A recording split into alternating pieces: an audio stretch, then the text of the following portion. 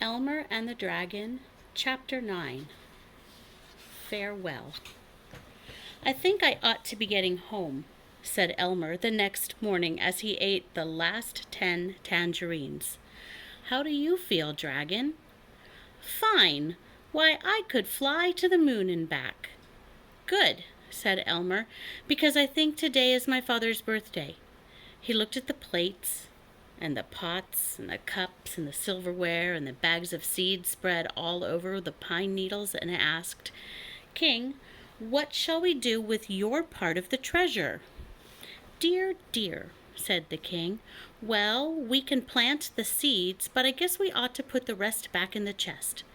"But my gold, I must have my gold. I insist upon at least 1 silver spoon," cheeped the queen. "Then I'll take out the seeds and a spoon and 3 pieces of gold," suggested Elmer, who was anxious to be off. "Better make it 5 pieces of gold," said the king.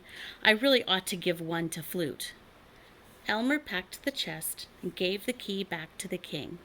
"Shall we bury it again?" he asked. "I suppose so," said the king with tears in his eyes. "I hate to think of it way down there, but at least it will be safe from robbers. But never mind about putting back the dirt. We can do that ourselves." So the dragon carefully lowered the chest into the hole while Elmer put away the shovel. Then Elmer packed his knapsack with the 3 bags of gold and the sterling silver harmonica, carefully wrapping the harmonica in the burlap bag left over from the rescue. "Goodbye, everybody, and thanks for a wonderful visit," he shouted to all the canaries. "You can count on me. I'll never tell your secret to a soul."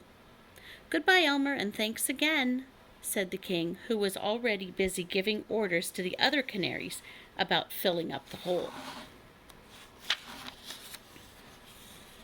Flute rode on Elmer's shoulder as he and the dragon walked back to the cliff.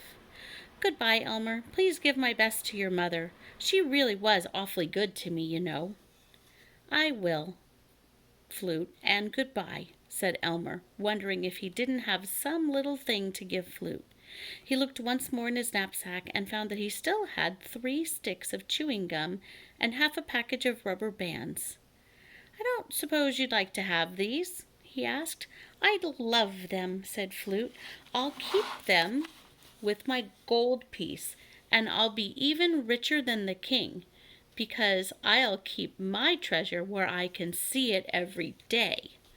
Flute told Elmer and the dragon the best way to fly to Nevergreen City, and then Elmer hopped aboard, waving farewell to Flute and Feather Island. And that is the end of Chapter 9.